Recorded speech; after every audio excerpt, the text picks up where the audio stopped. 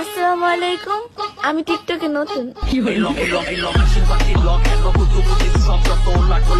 টিকটকে তুমি নতুন হলেও খেলোয়াড় তুমি পাকা।